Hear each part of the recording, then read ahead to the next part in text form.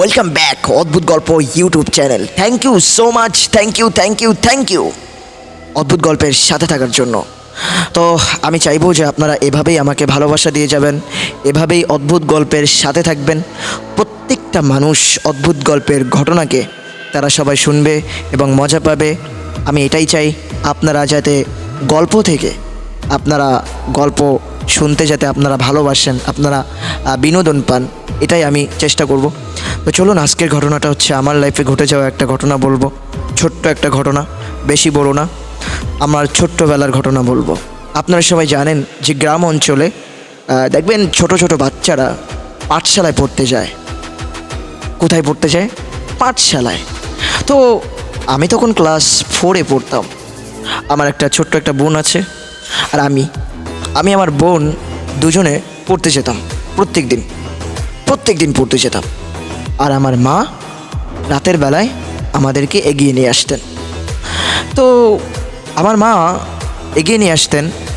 তো যাই হোক, একদিন হঠাৎ করে একটা কাহিনী ঘটে গেল। এটা আমি সত্যি জানতাম না, এটা আমার মা আমাকে বলেছে।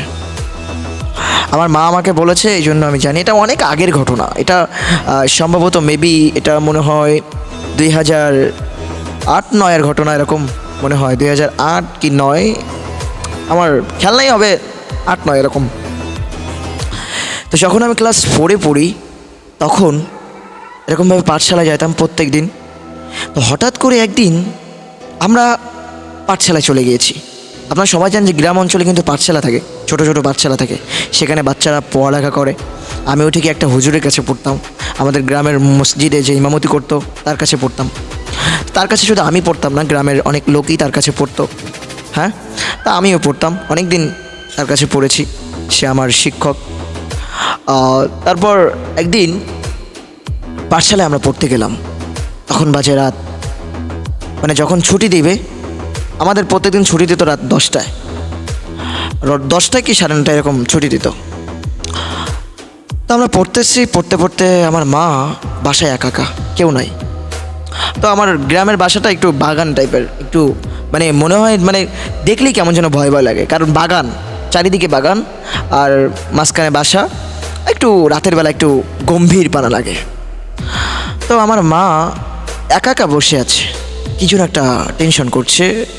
তো হঠাৎ করে মানে আমাদের বাসার সামনের দিকে মেবি একটা খাল ছিল, ছোট্ট একটা, আমরা বলতাম খানা যাকে বলে।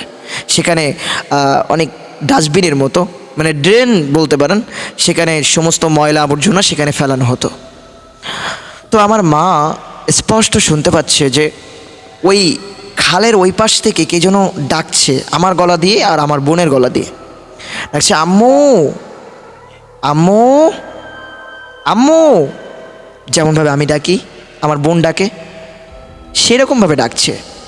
তা আমার আম্মু শুনে অবাক হয়ে গেলো, কী ব্যাপার, ওরা ডাকছে কেন? বাইরে বেরোলো।